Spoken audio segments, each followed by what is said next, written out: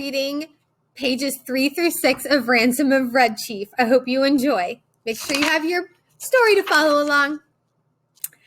Then we had supper, and he filled his mouth full of bacon and bread and gravy and began to talk. He made a during dinner speech, something like this. Are you ready? I like this fine. I never camped out before, but I had a pet possum once, and I was 9 last birthday. I hate to go to school. Rats ate up 16 of Jimmy Talbot's speckled hen's eggs. Are there any real Indians in these woods? I want some more gravy. Does the trees moving make the wind blow? We had 5 puppies. What makes your nose so red, Hank? My father has lots of money. Are the stars hot?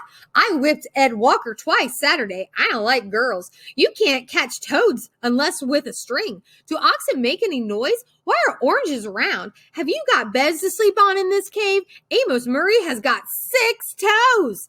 A parrot can talk, but a monkey or a fish can't. How many does it take to make 12? Every few minutes, he would remember his pretense and pick up his stick rifle and tiptoe to the mouth of the cave to do some scouting. Now and then, he would let out a war whoop that made old Hank the Trapper shiver. That boy had Bill terrorized from the start. Red Chief, says I to the kid, would you like to go home? What for? He says. I don't have any fun at home. I hate to go to school. I like to camp out. You won't take me back home, Snake Eye, will you? Not right away, says I. We'll stay here in the cave for a while. All right, says he. That'll be fine. I never had so much fun in all my life.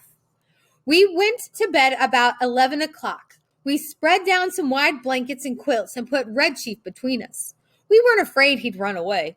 He kept us awake for 3 hours, jumping up and reaching for his rifle and hissing in mine and Bill's ears as the fancied crackle of a twig or the rustle of a leaf revealed to this young man's imagination the stealthy approach of the outlaw band. At last, I fell into a troubled sleep and dreamed that I had been kidnapped and chained to a tree by a ferocious pirate with red hair. Just at daybreak, I was awakened by a series of awful screams from Bill. They weren't yells or howls or shouts or whoops or yaps as such as you'd expect from a manly set of vocal organs. They were simply indecent, terrifying, humiliating screams such as women emit when they see ghosts or caterpillars. It's an awful thing to hear a strong, desperate, huge man scream wildly in a cave at daybreak. I jumped up to see what the matter was. This is where the image is, if you can see it on your screen. I jumped up to see what the matter was. Red Chief was sitting on Bill's chest, with one hand twined in Bill's hair, and the other he had a sharp case knife we used for slicing bacon, and he was industriously and realistically trying to cut off Bill's hair, according to the sentence that had been pronounced upon the evening before. I got the knife away from the kid and made him lie down again, but from that moment, Bill's spirit was broken. He laid down on the side of the bed, but he never closed an eye again in sleep as long as that boy was with us. I dozed off for a while, but along towards sunup, I remember that Red Chief had said that I was to meet my fate at the rising sun. I wasn't nervous or afraid, but I sat up and lit my pipe and leaned against a rock. What you getting up so soon for, Sam? Asked Bill. Me? Says I. Oh, I got kind of a pain in my shoulder. I thought sitting up would rest it. You're a liar, says Bill. You're afraid. You was afraid he'd do it, and he would too if he could. Ain't it awful, Sam? Do you think anybody will pay money to get a little imp like that back home? Sure, said I. A rowdy kid like that is just the kind that parents dote on. Now, you and the chief get up and cook breakfast while I'll go to the top of the mountain and reconnoiter. I went up on the peak of the little mountain and ran my eye over the vicinity. Over towards summit, I expected to see the people of the village armed with scythes and pitchforks, beating the countryside for their dastardly kidnappers. But what I saw was a peaceful landscape dotted with one man plowing with a mule. Nobody was dragging the creek. No couriers dashed hither and yon, bringing tidings of no news to the distracted parents. There was an attitude of sleepiness pervading that section of the internal outward surface of Alabama that lay exposed to my view. Perhaps, says I to myself, it has not yet been discovered that the wolves run away with the tender lamb from the fold. Heaven help the wolves, says I, and I went down to the mountain to breakfast. When I got to the cave, I found, next picture. When I got to the cave, I found Bill backed up against the side of it, breathing hard, and the boy threatening to smash him with a rock as big as a coconut. He put a red-hot boiled potato down my back, explained Bill, and then he smashed it with his foot, and I boxed his ears. Have you got a gun about you, Sam? I took the rock away from the boy, and it kind of patched up the argument.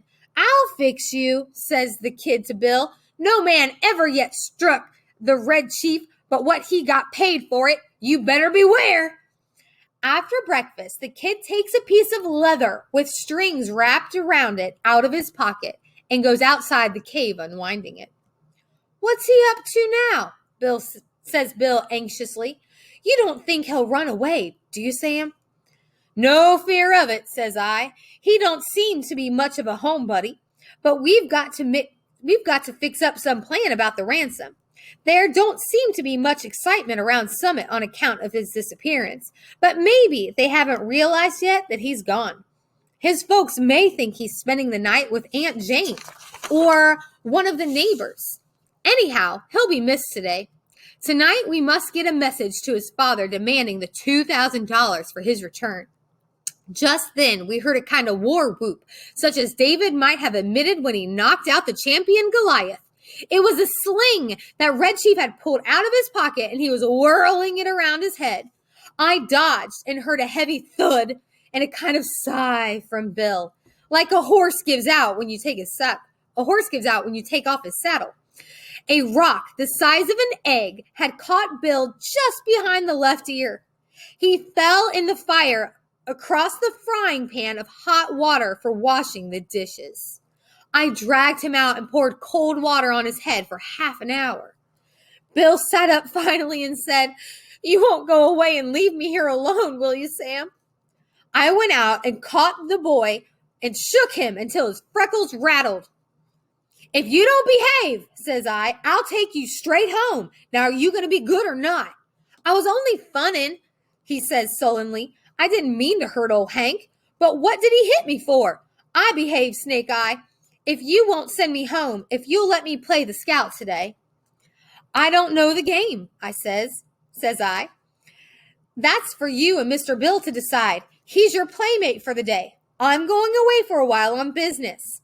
Now, you come in and make friends with him and say you're sorry for hurting him, or home you go at once. I made him and Bill shake hands, and then I took Bill aside and told him I was going to Poplar Cove, a little village 3 miles from the cave, and find out what I could about the kidnapping had been regarded in Summit.